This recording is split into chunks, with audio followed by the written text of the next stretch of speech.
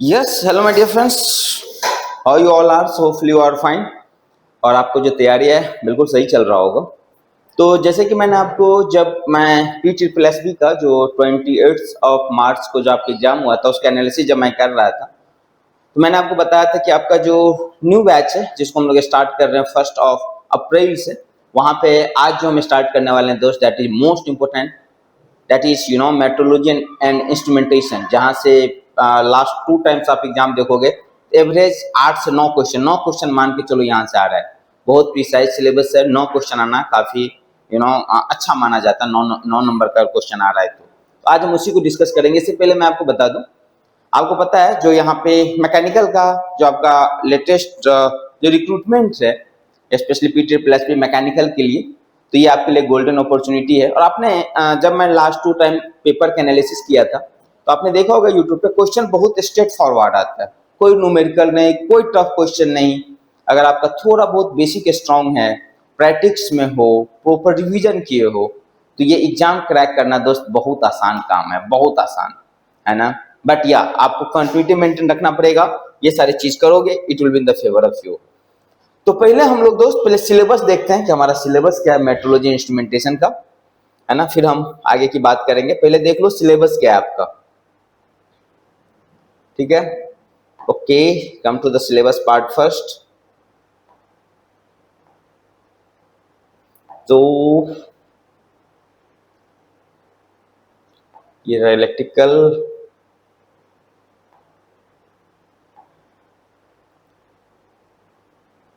ये आपका मैकेनिकल है, ईडी है, इंजीनियरिंग मटेरियल वगैरह है। और आज जो हम आपके साथ डिस्कस करने वाले हैं दोस्त, जो हम लोग आज के जो सेशन स्टार्ट कर रहे हैं आपके साथ, वो है हमारा, आप यहाँ पे देख सकते हो क्या, मेट्रोलॉजी एंड इंस्ट्रूमेंटेशन।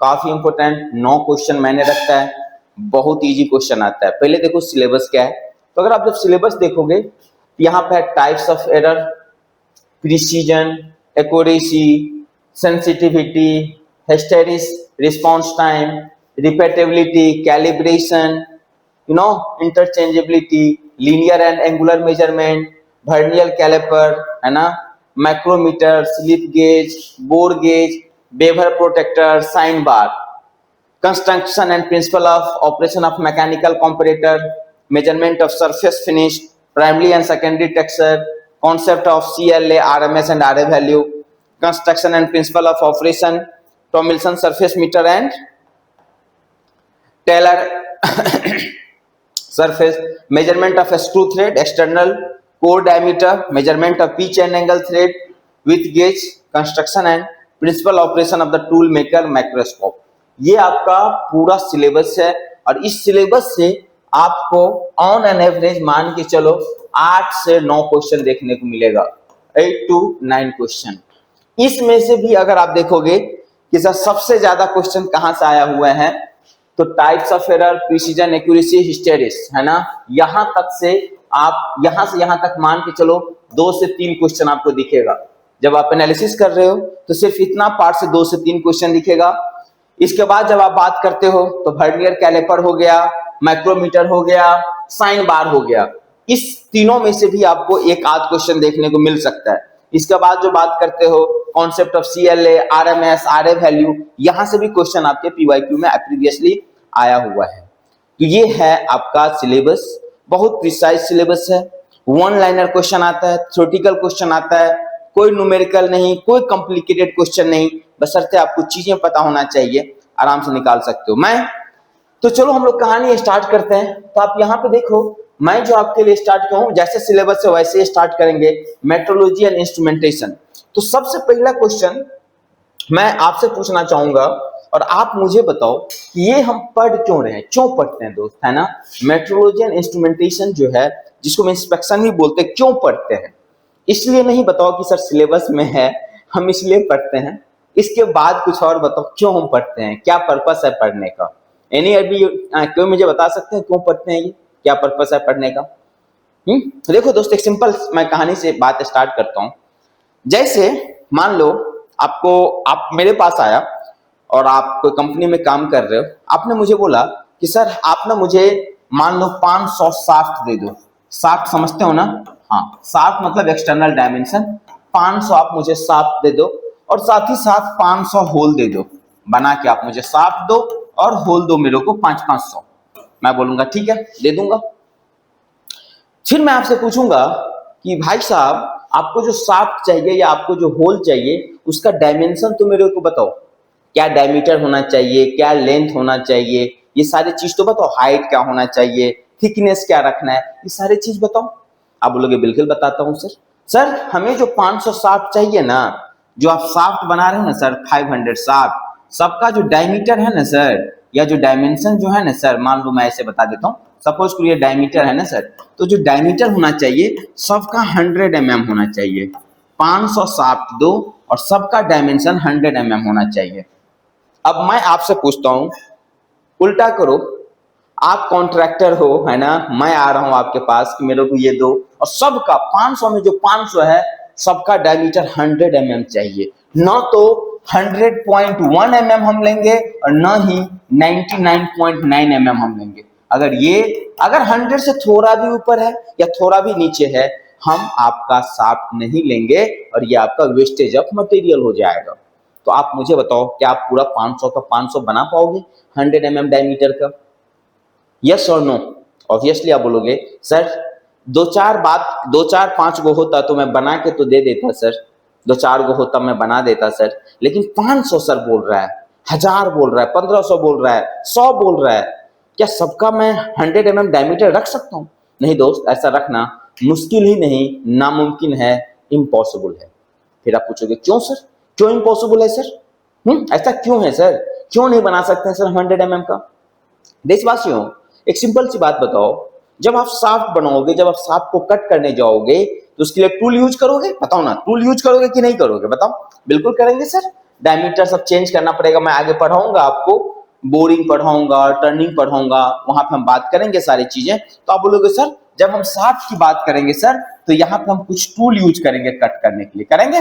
बिल्कुल करेंगे सर, कुछ टूल यूज करेंगे। अब देखो, जैसे आप टूल यूज करोगे, 1 गो 2 गो 4 गो 5 गो 10 गो जब आप काटोगे, तो टूल में कुछ वियर आएगा कि नहीं आएगा?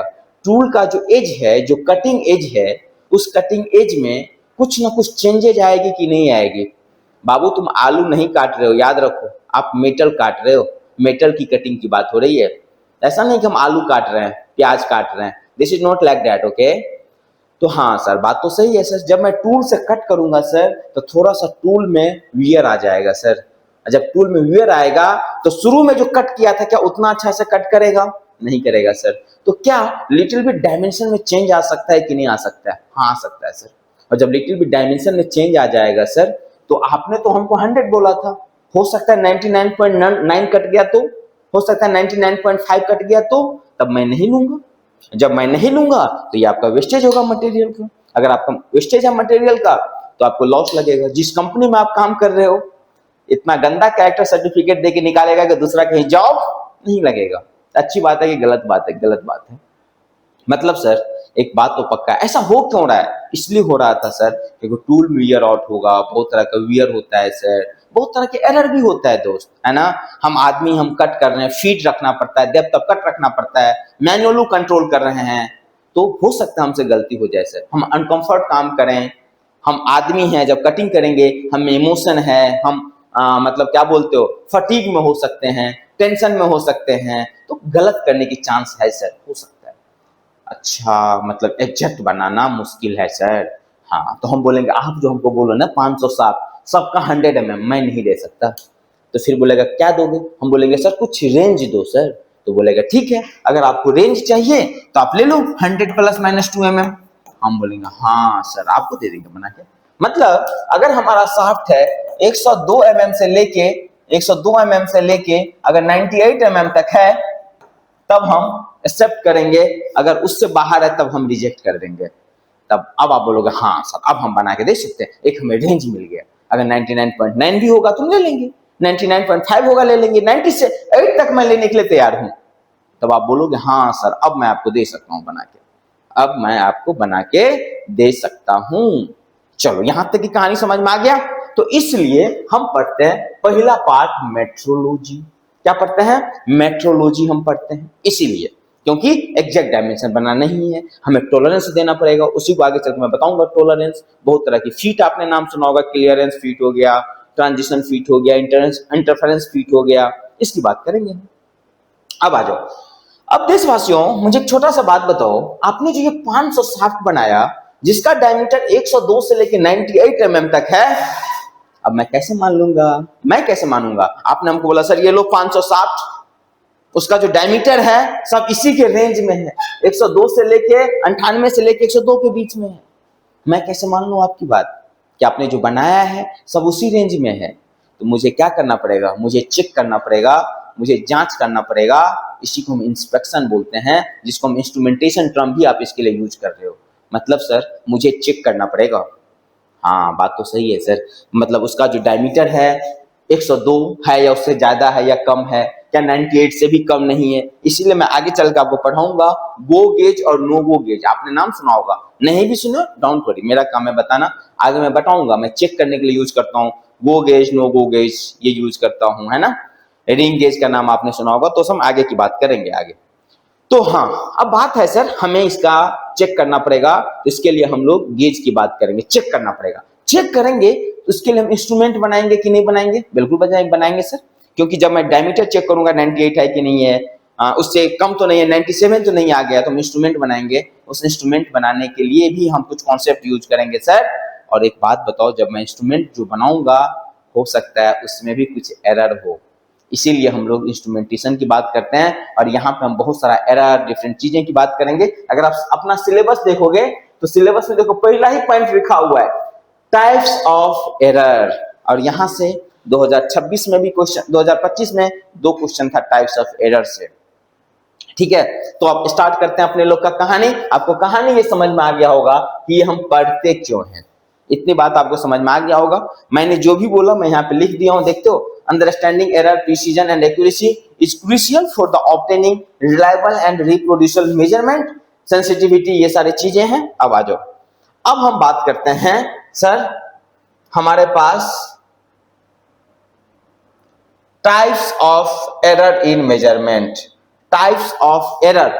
अब हम जिस इंस्ट्रूमेंट से जांच कर रहे हैं, या जो मैं जिस इंस्ट्रूमेंट से मैं चेक कर रहा हूं, तो मुझे ये देखना पड़ेगा ये गिवन रेंज में है कि नहीं है। उसमें जो इंस्ट्रूमेंट बनाएंगे उसमें भी कुछ एरर आता है। ये कितना तरह का एरर है हम उसकी बात करते हैं। तो यहाँ पे देखो लिखा हुआ है in metrology error are deviation from the measured value from the true value. ये जो तुम पहला लाइन स्टार्ट किया यही क्वेश्चन था 2025 का। 2025 में यही पहला ही लाइन से क्वेश्चन था। क्वेश्चन ये था कि मुझे बताओ एरर कैसे डिफाइन करते हैं, एरर किसको बोलते हैं? तो सीधा बोलोगे it is deviation of measured value from the true value.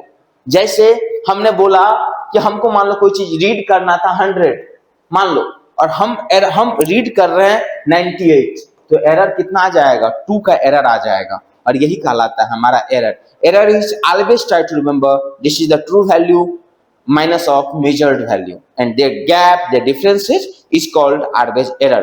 तो 2026 में यही क्वेश्चन था कि एरर को हम कैसे डिफाइन करते हैं।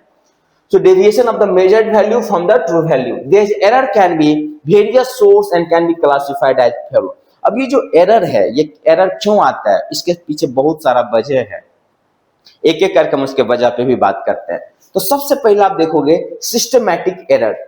सिस्टमैटिक एरर, ये सिस्टमैटिक एरर क्या है देशवासियों? सिंपल वर्ड में देखो, systematic error are predictable and occur constantly in the same direction.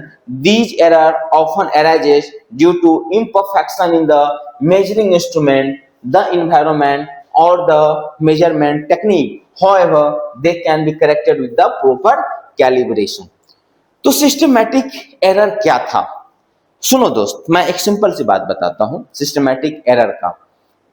मैं हमेशा बताया करता हूं। सपोज करो एक आपके पास स्केल है, लेट्स अज्यूम एक आपके पास स्केल है, ये हमारा स्केल था मान लो।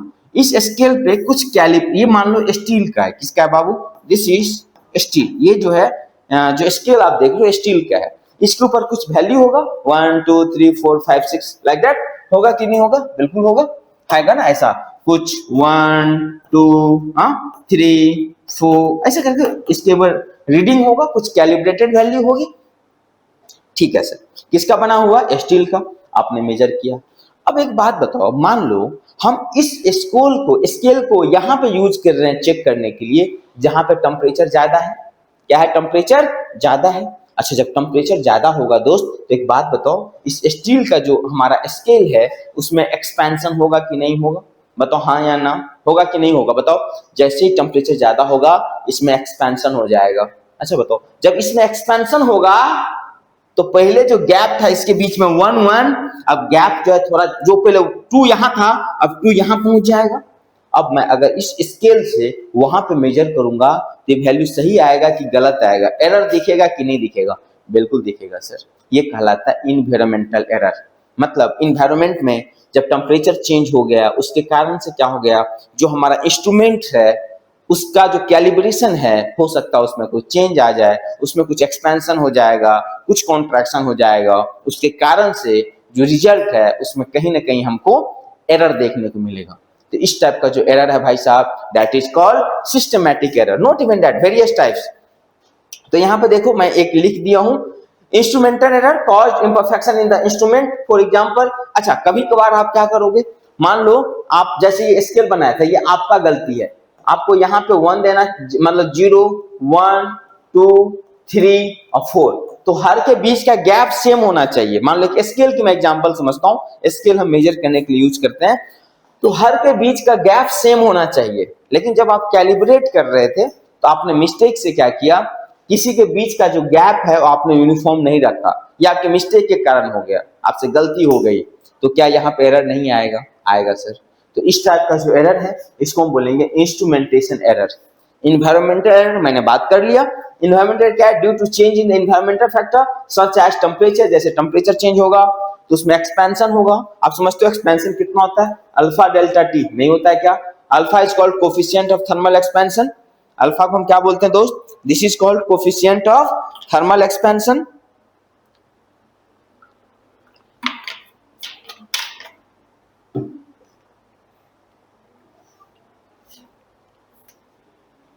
जैसे ही डेल्टा टी बढ़ेगा देशवासियों, टेम्परेचर राइज होगा, उसमें एक्सपेंशन होगा, है ना। फिर ये हो गया environmental error. As a temperature, कभी कभार ह्यूमिडिटी की बात करो, प्रेशर की बात करो। For example, steel scale expanded when exposed to heat cause error in the length are measured. कुछ ऑब्जर्वेशन एरर होता है।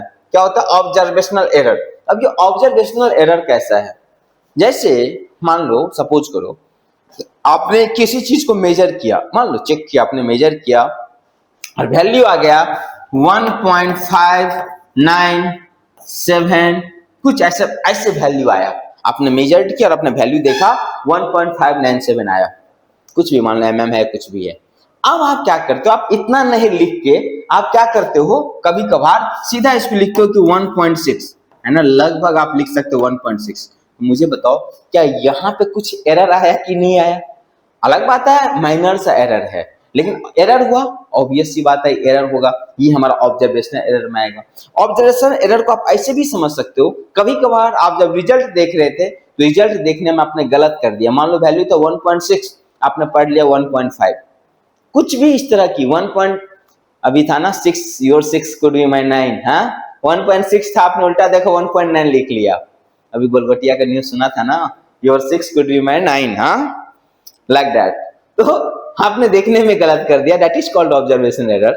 समटाइम्स जब हम पॉइंट को मिनिमाइज करने की कोशिश करते हैं, फ्रैक्शन को, उसमें हम एक अप्रोक्सीमेट वैल्यू ले लेते हैं, ये भी हमारा एरर कहलाता है देशवासियों। तो सिंपल, ये ऑब्जर्वेशन एरर है, देख सकते हो। Error that occur due to the way of measurement is observed.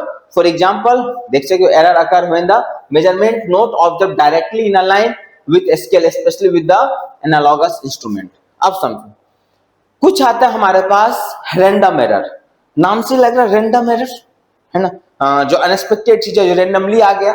जैसे रैंडम एरर का due to the unpredictable variation in the measurement process, they can cause small fluctuations in the instrument, the environment और the human error. Random मतलब किसी कारण से, मान लो हम जैसे रैंडम एरर ऐसे भी समझो, एक आपने इंस्ट्रूमेंट यूज किया, यूजुअली मैं बताता हूं, है ना, ये कोई इंस्ट्रूमेंट है आपका, ये आप मेजर करने के लिए चेक यूज कर रहे हो, सपोज करो इसमें इलेक्ट्रिसिटी आता है, अगर इसके अंदर इलेक्ट्रिसिटी मान लो 30 से 50 आ रहा है, 50 एम्पियर, तब तक उसमें फ्लक्चुएशन बहुत कम है, समझ रहे हो, ठीक है। लेकिन सडन किसी कारणवश कभी मान लो उसके अंदर करंट चला गया 60 एम्पियर, तो उसके अंदर जो सुई होगा, है ना, इसमें क्या हो जाएगा, काफी ज्यादा का फ्लक्चुएशन आ जाएगा, क्योंकि करंट ज्यादा चला गया। तो इस टाइप का जो एरर है रैंडम एरर कहलाएगा। या मान लो देशवासियों, कभी कभार उसमें हम करंट पास कर रहे थे और ये 30 से कम चला गया, 20 पे हो गया, तो फिर ये जितना उसको जाना चाहिए था रीडिंग, उतना रीडिंग ये शो नहीं करेगा, समझ रहे हो, हमने बनाया। तो इस टाइप का जो एरर है रैंडम एरर है। कभी कभार मान लो यहाँ पे टेम्परेचर का भी योगदान हो सकता है, प्रेशर का भी योगदान हो सकता है। इस मान लो कहीं मेजर कर रहे थे कोई चीज, प्रेशर अचानक बहुत ज्यादा हो गया या अचानक प्रेशर में चेंज आ गई, तो अगर ऐसा कुछ होगा तो वहां पे भी हमें एरर दिखेगा। तो ये सब के सब कैसा एरर है, रैंडम एरर है, सडनली आ गया चीजें, that all comes under the category of random error। देख सकते हो, these error vary from the measurement to the next, the follow statistical pattern and typically minimize by repeating the measurement। अच्छा, अगर मान लो random error आ गया तो इसको कैसे मिनिमाइज कर सकते हैं। मान लो उन्होंने एक बार, दो बार, तीन बार गलत रिजल्ट दिया, और जब आप चेक कर रहे हो आपको भी थोड़ा स्किल होना पड़ेगा, आपको पता होना चाहिए इतना ज्यादा फ्लक्चुएशन नहीं होना चाहिए, है ना, जितना दिख रहा है। तो आप 10 बार, 5 बार, 8 बार, बार बार रिपीट करोगे तो एक बार तो होगा, ये जो 50, जो मान लो 50 से ज्यादा जो करंट आ गया था, ये दूसरी बार फिर नॉर्मल कंडीशन में आ जाएगा, तो फिर आपका रिजल्ट ठीक हो जाएगा। मतलब रैंडम एरर को कभी पूछे how to remove the random error, तो रैंडम एरर को रिमूव करने के लिए हमारे पास एक सिंपल सी कॉन्सेप्ट होता है कि जो रिजल्ट है उसको मल्टीपल चेक करो, या जो आप रीडिंग ले रहे हो मल्टीपल रीडिंग लो, मल्टीपल टाइम्स चेक करो, तो उसमें फिर जो रैंडम एरर है वो रिमूव हो जाएगा। रैंडम एक बार, दो बार, तीन बार आएगा, हमेशा तो नहीं आएगा ना दोस्त, नहीं बोलते रैंडमली आ गया, रैंडमली एक बार, दो बार, तीन बार, चार बार होगा, क्या हमेशा होगा रैंडम चीज, नहीं होगा ना। तो कैसे दूर कर सकते हैं, बार बार मैं इस चीज को रिपीट करके इस चीज को मैं दूर कर सकता हूं। तो सिंपली, है ना, जैसे मैंने आपको यहाँ पे बताया भी था, जैसे मान लो कभी टेम्परेचर, जैसे रैंडम एरर आप ऐसे भी समझ सकते हो कि सडन मान लो टेम्परेचर राइज हो गया, सडन राइज हो गया किसी कारणवश, वहां पे बगल में आग थी, अभी ईरान का युद्ध भी चल रहा है, अचानक बम फूट गया, हमेशा तो नहीं फूटेगा ना, हमेशा टेम्परेचर राइज तो नहीं होएगा ना, नहीं होएगा, तो इसको हम दूर कर सकते हैं। अब आ जाओ, एक है ग्रॉस एरर। अब ग्रॉस एरर क्या होता है दोस्त, मैं यूजुअली बताता हूं, जब आप बात करते हो क्या बोलते हो, जैसे आपका सैलरी होता है तो आपका कुछ ग्रॉस इनकम होता होगा, नहीं होता होगा ग्रॉस इनकम। तो ग्रॉस इनकम कैसे है, जैसे आपके पास मान लो आपके इन हैंड आ रहा है 80,000, है ना, इन हैंड आ रहा है 80,000, 10,000 कुछ आपका पीएफ कटता होगा, सपोज करो, है ना, 5,000 कुछ आपका रेंट अलाउंस मिलता होगा, 1,000 रुपया कुछ आपका मेडिकल अलाउंस मिलता होगा। तो ये जो 80,000 था ये इन हैंड सैलरी था, जिसको आप नेट बोलोगे, है ना। 10,000 भी है जो आपका पीएफ आप में बाद में मिलेगा, ये हो सकता है आपको अलाउंस मिल रहा होगा, तो ये सब को जोड़ दोगे तो आपको क्या आ जाएगा, नेट इनकम, मतलब ग्रॉस इनकम, आप बोलोगे ना that is my gross income, है ना, उसमें कट वट के आपके पास कुछ नेट मिलता है। तो उसी तरह से ग्रॉस एरर क्या है, तो अभी आपने जितना तरह की एरर की आपने बात किया, सभी एरर को ऐड कर दो, चाहे रैंडम एरर हो, चाहे इन्वायरमेंटल एरर हो, चाहे इंस्ट्रूमेंटल एरर हो, सारे एरर को ऐड कर दो, तो ओवरऑल जो आपको एरर दिखेगा वही एरर क्या कहलाता है, that is called what my dear friends, that is called your gross error. Obvious सी बात है, ग्रॉस एरर की जो वैल्यू है भाई साहब, ये सभी एरर से ज्यादा होगा। एक बार क्वेश्चन आया था, instrumental error, random error, gross error, कौन सा एरर की वैल्यू हमेशा ज्यादा होगा, that was the question has been asked in some exam. हमेशा ग्रॉस एरर का जो वैल्यू है सबसे ज्यादा होगा, क्योंकि ये सम होता है, ये एडिशन होता है of all the different types of error, सबको ऐड करने से। तो हमेशा याद रखोगे जो ग्रॉस एरर होगा सभी एरर से ज्यादा होता है। ग्रॉस एरर है भी, सबको सम करो तो ऑब्वियस सी बात है सबसे ज्यादा होगा। तो ये भी क्वेश्चन आया था, which of the following have the highest error usually, instrumentation error, environmental error, random error और gross error. Obviously gross error आपका आंसर हो जाता है। चलो, तो ये भी आपको समझ में आ गया चीजें, यहाँ पे लिख दिया हूं, gross error are due to the human mistakes such incorrect reading, instrument miscalculation, ये सारा मिला दो, है ना, तब डायल गेज, ये सब हो गया, सब आपका आ जाएगा ग्रॉस एरर में। और ग्रॉस का जो वैल्यू होगा हमेशा मैक्सिमम होगा। मैक्सिमम एरर आपको कहाँ दिखेगा, तो मैक्सिमम एरर जो आपको दिखेगा ग्रॉस एरर में ही दिखेगा। चलो अब आ जाओ। नेक्स्ट आपने देखा था दूसरा चीज था एरर के बाद आप सिलेबस देखो, है ना, टाइप्स ऑफ एरर था जो हमने सारा डिस्कस कर लिया, क्वेश्चन यहीं से आता था, आप बना दोगे। एरर क्या होता है, डिफरेंट टाइप्स का एरर क्या होता है, क्यों आता है, कैसे हम रैंडम एरर को रिमूव कर सकते हैं, कौन सा एरर की वैल्यू मैक्सिमम होता है, सारा 4-5 टाइप का क्वेश्चन बनता है। I have discuss all. अब आगे आ जाओ। आगे है precision and accuracy, that is the second point of your syllabus. तो सेकंड पॉइंट पे आकर सिलेबस में है हमारा प्रिसीजन एंड एक्यूरेसी। अब देखो जो आप डे टू डे लाइफ में यूज करते हो, आपको लगता है दोनों एक ही है ना। जब मैं डे टू डे लाइफ में बात करोगे प्रिसीजन और एक्यूरेट, ऐसा लगता है दोनों एक ही बात है। But my dear friends, in case of metrology inspection दोनों में दूर दूर तक कोई नाता नहीं है, दोनों एक दूसरे से पूरी तरह से अलग है, कोई रिलेशन ही नहीं है दोनों में। एक नॉर्थ है तो दूसरा साउथ है, एक ईस्ट है तो दूसरा वेस्ट है, कोई रिलेशन नहीं है। अच्छा सर फिर है क्या? तो सबसे पहली बात समझो प्रिसीजन। अब ये प्रिसीजन क्या है? प्रिसीजन कहने का मतलब, मैं सपोज करो मैं एग्जांपल से समझाता हूं। आप किसी एग्जाम में आपने बैठा, मान लो आपने किसी एग्जाम में बैठा और एग्जाम 100 मार्क्स का था, आपको 98 मार्क्स आया। आपको कितना मार्क्स आया? 98 मार्क्स आया। ऑब्वियस सी बात है, सब चर्चा करेगा, यार ये लड़का लकी है भाई, हाँ पढ़ता तो दिखते नहीं थे, पढ़ते हुए दिखता तो था नहीं, पता नहीं 100 में 98 नंबर कैसे आ गया।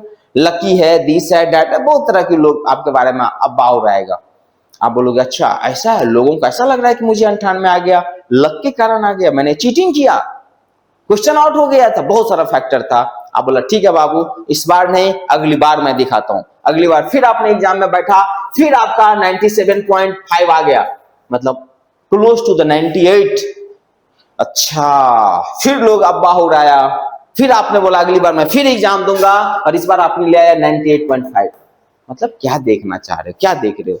मतलब सर मैं एक चीज देख रहा हूं, हमारा जो रिजल्ट है ना सर, वो 98 के इर्द गिर्द घूम रहा है। 98, कभी 97.5, कभी 98.5, कभी 98.1, कभी 98.3, कभी 97.9। मतलब सारी कहानी 98 के इर्द गिर्द घूम रहा है सर। तो मैं बोलूंगा ये जो इंस्ट्रूमेंट है बड़ा प्रिसाइज है। प्रिसाइज कहने का मतलब ये हुआ एक ही इंस्ट्रूमेंट है और उससे अगर मैं बार बार रिजल्ट ले रहा हूं तो ये 98 के आसपास रिजल्ट दिखा रहा है। इस टाइप का जो इंस्ट्रूमेंट होगा that is called very precise instrument. मतलब प्रिसाइज करने का मतलब उन्होंने जो एक बार जो रीडिंग शो किया, अगर मैं मल्टीपल टाइम्स उस इंस्ट्रूमेंट से रीडिंग ऑब्जर्व करूं तो ये उसी के इर्द गिर्द देगा, ज्यादा फ्लक्चुएट नहीं होगा। ऐसा नहीं होगा एक बार मैंने चेक किया 98 और दूसरी बात ये बता रहा है 70, इतनी ज्यादा फ्लक्चुएट करेगा, तो ऐसा इंस्ट्रूमेंट कभी भी प्रिसाइज नहीं कहा जाएगा। So what is precision? Simply आप देख सकते हो, precision refers to the degree of repeatability, that is the key point, degree of repeatability और consistency of a measurement. A precise instrument will give the same result when same object is measured multiple times under the same condition. Precision does not necessarily mean that measurement close to true value. हाँ, true value क्या ऐसा भी हो सकता है। मान लो 100 का आपका, मतलब मान लो 100 का एग्जाम था, आपको 5 आया, क्या आप ट्रू वैल्यू के पास हो, 100 के पास हो? नहीं हो। लेकिन अगर एक बार आपका नंबर 5 आ गया तो बार बार आपको 5 के इर्द गिर्द नंबर आएगा। मतलब कोई वैल्यू अगर प्रिसाइज है तो इसका मतलब ये नहीं कि ये ट्रू वैल्यू के पास है, कोई मतलब नहीं है। मान लो ट्रू वैल्यू कहीं पे 80 है, आप इंस्ट्रूमेंट से मेजर कर रहे हो, ये वैल्यू 20 शो कर रहा है, एक बार किया 20, दूसरी बार 20.5, तीसरी बार 19.5, चौथी बार 19.7, फोर्थ टाइम किया, ऐसे करते रहा, 19 और 20 के इर्द गिर्द रिजल्ट घूमता रहा। ये प्रिसाइज तो है लेकिन ट्रू नहीं है, कि ट्रू तो 80 था, 100 था, जो भी ट्रू वैल्यू था। तो कोई इंस्ट्रूमेंट अगर प्रिसाइज है तो ये इस बात की गारंटी कतई नहीं लेता है कि ये ट्रू वैल्यू के आसपास होगा। हो भी सकता है बाबू, नहीं भी हो सकता है, हो भी सकता है, नहीं भी हो सकता है। ये बात भी आप याद रखोगे, यहां से भी क्वेश्चन आया हुआ है। तो यहां पर लिखा है precision does not necessary mean that measurement are close to the true value, that not necessary. हो भी सकता है और नहीं भी हो सकता है। ओके, सो एग्जांपल मैंने आपको यहां पे दिखा दिया हूं, है ना। एन इंस्ट्रूमेंट गिव्स मेजरमेंट ये देख रहे हो, इतना cm for a given object, precise but not necessary accurate if the value is 10.5। Accurate होगा ऐसा कोई जरूरी नहीं है। अब आ जाओ, एक्यूरेसी क्या है भाई साहब, what do mean by accuracy? So देखो, एक्यूरेसी का मतलब है, जैसे मान लो किसी चीज का ट्रू वैल्यू है 100, मान लो ऐसे मैं रैंडमली बताता हूँ, ट्रू वैल्यू है 100 और आपने रीडिंग लिया उस इंस्ट्रूमेंट से और ये रीडिंग शो कर रहा है 99 या मान लो 101, तब हम बोलेंगे ये जो इंस्ट्रूमेंट है दैट इज एक्यूरेट। मतलब वैसा इंस्ट्रूमेंट को एक्यूरेट बोलेंगे जिसका रीडिंग जो है वो ट्रू वैल्यू के आसपास हो, ट्रू वैल्यू के इर्द गिर्द घूमता हो, तो इस टाइप का जो रिजल्ट होता है that is called accurate, right. So यहां देख सकते हो, accuracy refers to how close the measured value is to the true value और एक्सेप्टेड वैल्यू। अच्छा एक बात बताओ, अगर कोई इंस्ट्रूमेंट ट्रू है तो ये प्रिसाइज होगा, कोई इंस्ट्रूमेंट अगर एक्यूरेट है तो क्या ये प्रिसाइज होगा या नहीं भी हो सकता है, बताओ। जैसे मान लो दोस्त, सपोज करो, मैं बता रहा हूं 100 ट्रू वैल्यू है, मतलब ट्रू वैल्यू है ना, आपने एक इंस्ट्रूमेंट से मेजर किया और ये बार बार 70, कभी 17.5, कभी 69.5 ऐसा रिजल्ट दिखा रहा है। मतलब ये तो प्रिसाइज तो है, ये प्रिसाइज तो है बट एक्यूरेट, प्रिसाइज तो है बट एक्यूरेट नहीं है, क्योंकि ट्रू वैल्यू से बहुत दूर है, एक्यूरेट नहीं है ये। ऐसा भी हो सकता है ये बार बार रिजल्ट शो करे 98.5, 99, समझ रहे हो, 90 कुछ भी 98 ऐसा, तब ये प्रिसाइज भी है और साथ ही साथ एक्यूरेट भी है। तो हमारा इंस्ट्रूमेंट अगर कोई एक्यूरेट है तो कोई जरूरी नहीं कि प्रिसाइज भी हो सकता है एक बार 100 था, उन्होंने 98 रीड किया, एक्यूरेट भी है, लेकिन मैंने जब दूसरी बार रीड किया तो ये हमें 90 दिखाने लगा, मतलब ये प्रिसाइज नहीं है। या हो सकता है दूसरी बार हमने चेक किया ये 98.5 दे रहा है, 99 दे रहा है, मतलब प्रिसाइज भी है। तो मतलब अगर कोई इंस्ट्रूमेंट एक्यूरेट है तो प्रिसाइज हो भी सकता है, नहीं भी हो सकता है। अगर कोई इंस्ट्रूमेंट प्रिसाइज है तो एक्यूरेट हो भी सकता है, नहीं भी हो सकता है। इसीलिए मैंने बोला दोस्त आपको कि दोनों नॉर्थ है तो एगो साउथ, एगो ईस्ट तो वेस्ट, मतलब दोनों में दूर दूर तक कोई रिश्ता नाता नहीं है, दोनों अपने आप को अलग बात बताता है। हमेशा याद रखना, नो रिलेशन। यूजुअली आप डे टू डे लाइफ में जब टर्म यूज करते हो तो आपको ऐसा लगता है कि दोनों एक ही बात है। यूजुअली मैं देखता हूँ डे टू डे लाइफ में, बट ऐसा है ही नहीं देशवासियों, ये बात याद रखोगे आप। आज जाओ, क्लियर है यहाँ पे? तो मैं यहाँ पे एग्जाम्पल भी लिखवा दिया हूँ, देखो अच्छा यहाँ लिखवा दिया, accuracy how close measured value, true value, accepted value. An accurate measurement means the result is very close to the real or correct value. Example: if true value of object is 10 cm and measurement leads 10.1 cm, accurate but not precise. However, repeated measurement of the same object make it more precise. मैंने ये बता दिया। चलो next term आता है, तो आपने किसके बारे में देख लिया, आपने प्रिसीजन और एक्यूरेसी की भी बात किया और आपको कंक्लूजन क्या मिला, इस दोनों में आपस में कोई रिलेशन नहीं होता है। हमारा ये चीजें आपको समझ में आ गया। अब अगला चीज क्या है, नेक्स्ट जो आपके सिलेबस में है, दिस इज सेंसिटिविटी।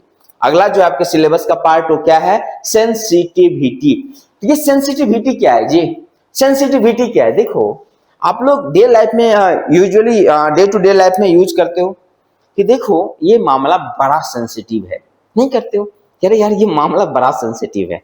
हाँ, क्या मतलब है सेंसिटिव है? मतलब अगर चीजें में थोड़ा बहुत भी चेंज होगा तो चीजें पता चल जाएगा, चीजें बवाल मच जाएगा, है ना? नहीं बोलते यार बड़ा सेंसिटिव मामला है ये, इसको फैला मत, सेंसिटिव मामला है। क्यों? क्योंकि छोटा भी सा भी कोई चेंज होगा तो चीजें पूरी तरह से बदल जाएगी। मतलब उसको सेंस कर सकते हैं, छोटा सा भी चीज को पकड़ा जा सकता है, बताया जा सकता है, बात किया जा सकता है उसके बारे में, तो दैट इज कॉल्ड सेंसिटिविटी। और यहाँ पे भी सेंसिटिविटी वही है। सेंसिटिविटी बेसिकली ये बताता है, मान लो कहीं पर हमने कुछ रीडिंग लिया और मान लो अगर उस रीडिंग में थोड़ा सा भी चेंज आया तो वो जो इंस्ट्रूमेंट होगा इस छोटा सा चेंज को भी ऑब्जर्व कर सकता है, इस छोटा सा भी चेंज को भी पकड़ सकता है। मान लो हमने टेम्परेचर मेजर किया 10 डिग्री सेल्सियस, सपोज करो, अब किसी कारणवश वहां पे टेम्परेचर हो गया 10.01 डिग्री सेल्सियस, कितना का चेंज आया? 0.1 डिग्री सेल्सियस का। अगर इंस्ट्रूमेंट इस चेंज को भी ऑब्जर्व कर पा रहा है कि 10 से 10.01 डिग्री सेल्सियस भी हुआ और इस चेंज को डिटेक्ट कर पा रहा है, तो इस टाइप का जो इंस्ट्रूमेंट है देशवासियों, ये हमारा सेंसिटिविटी कहलाता है दैट इंस्ट्रूमेंट। मतलब इस टाइप का जो इंस्ट्रूमेंट होगा ये बहुत ज्यादा आपका सेंसिटिव होगा। तो यहाँ पे क्लियर कट लिखा हुआ है, refers to an instrument ability to detect, see there, ability to detect a small change in the measured quantity. It describes how small and input changes can be detected. कितना छोटा input change को ये क्या कर सकता है? Detect कर सकता है। ये उसका क्या कहलाता है? सेंसिटिविटी कहलाता है।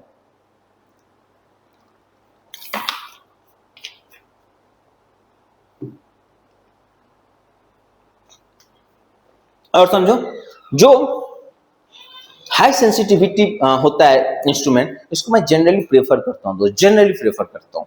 क्योंकि मान लो हम कहीं पे टेम्परेचर मेजर कर रहे हैं, प्रेशर मेजर कर रहे हैं, वहां पे चेंज आ रहा है और ये जो इंस्ट्रूमेंट है उस चेंज को ऑब्जर्व नहीं कर पा रहा है, तो फिर आपका रिजल्ट सही नहीं होगा, वहां पे एरर आने लग जाएगा। और जब रिजल्ट एरर आएगा, रिजल्ट में अगर एरर आएगा तो that is not a favourable condition और in fact that is not a good thing.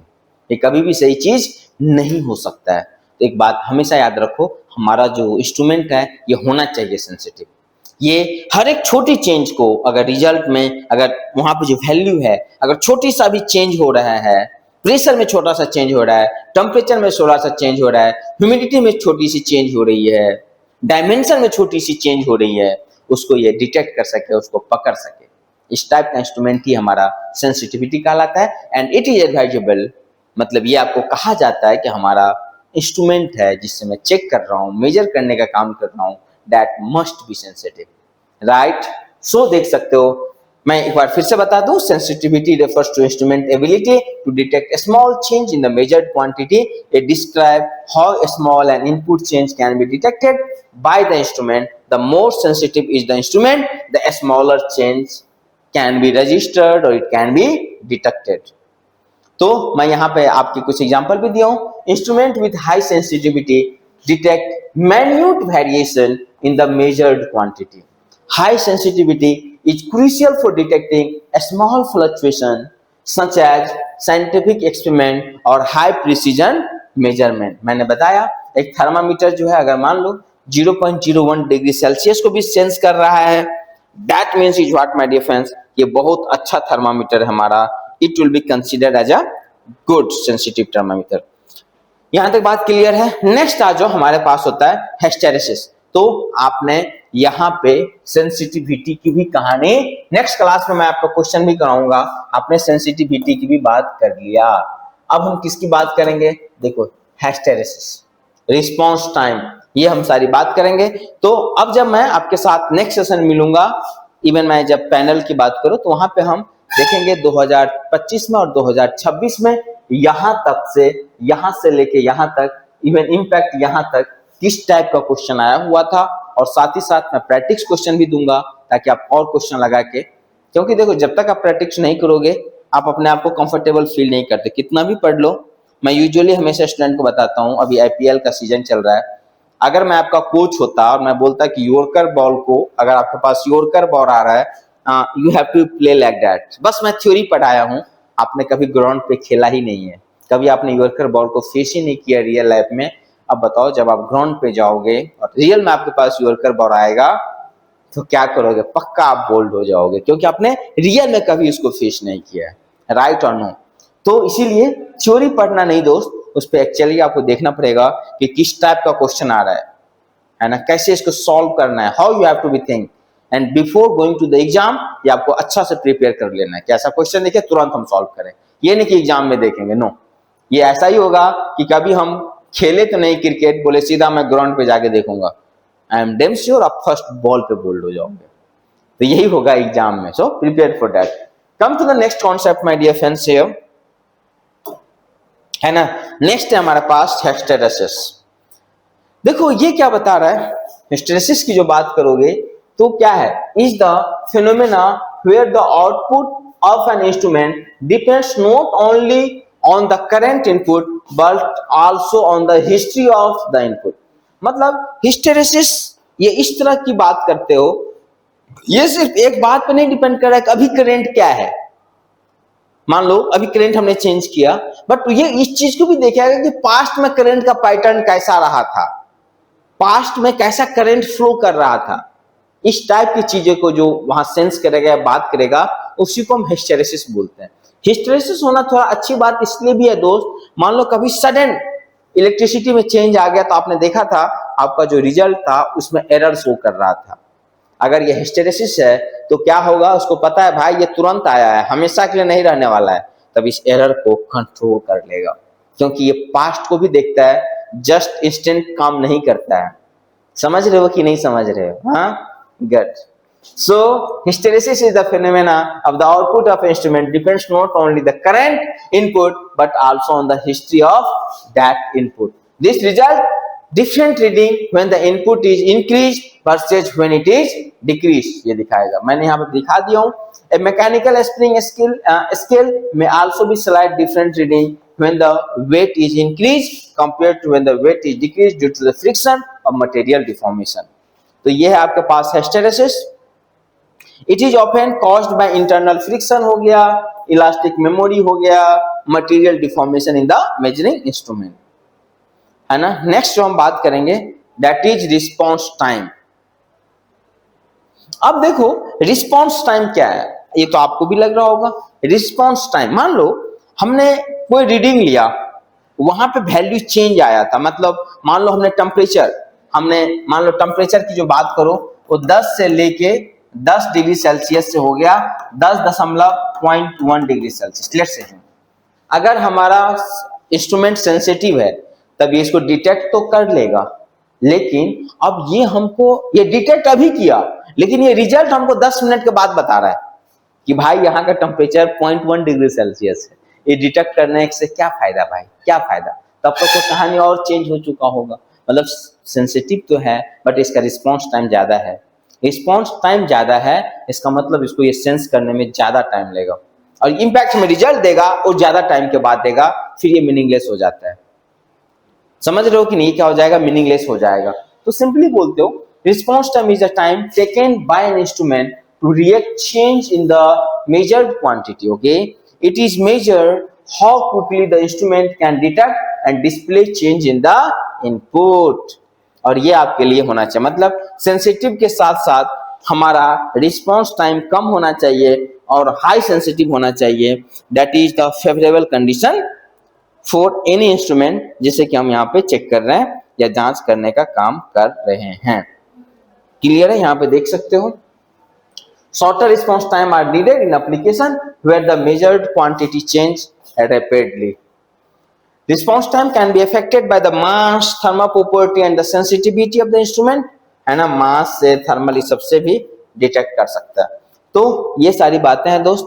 आप रिपीटेबिलिटी वगैरह जो है जब मैं नेक्स्ट सेशन में आपसे मिलूंगा then I will discuss all that, and next session में जब मैं आपके साथ आऊंगा then yes my dear friends, हम लोग यहाँ पे जो भी पढ़े हैं उस पर सारा क्वेश्चन देखेंगे ताकि आप समझ सकते हो आपने कितना जाना है और जो भी डाउट है वो दूर हो सके, है ना। Question practice most important, best बड़ा स्ट्रेट फॉरवर्ड आता है।